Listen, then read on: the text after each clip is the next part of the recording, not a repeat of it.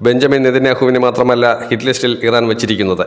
അമേരിക്കയിലെ പ്രസിഡന്റായ ഡൊണാൾഡ് ട്രംപിനെ കൂടി ഉൾപ്പെടുത്തിയിരിക്കുകയാണ്. ട്രംപിനുള്ള ശവപ്പെട്ടി തയ്യാറാക്കി കഴിഞ്ഞിരിക്കുന്നു എന്ന രീതിയിൽ തന്നെയാണ് ഇറാന്റെ പ്രസിഡന്റായ മസൂദ് പസക്സിയാൻ വളരെ വ്യക്തമായി പറഞ്ഞിരിക്കുന്നത്. അമേരിക്കയുടെ കണക്കുകൂട്ടലുകൾ മുഴുവൻ തെറ്റിച്ചുകൊണ്ടുള്ള നീക്കമാണ്. നെതന്യാഹു ഒളിച്ചിരിക്കുകയാണ്. ട്രംപിന്റെ ചിറകിലേറി ഇനി എത്ര നാൾ ഇസ്രായേൽ എന്ന രാജ്യം വിലസി നടക്കും? ഇസ്രായേലിന്റെ അന്ത്യകൂദാശ നടത്താൻ ഇറാന് ഇനി അധിക നാളുകൾ വേണ്ട എന്നുള്ളത് വളരെ വ്യക്തമായി തന്നെ മസൂദ് പസക്സിയാൻ പറഞ്ഞിരിക്കുകയാണ്. ഇറാൻ പ്രോക്സി ഗ്രൂപ്പുകളെ ഉപയോഗിക്കുകയാണെങ്കിൽ വീണ്ടും ഇസ്രായേലിന് വലിയ ആഘാതമുണ്ടാകും.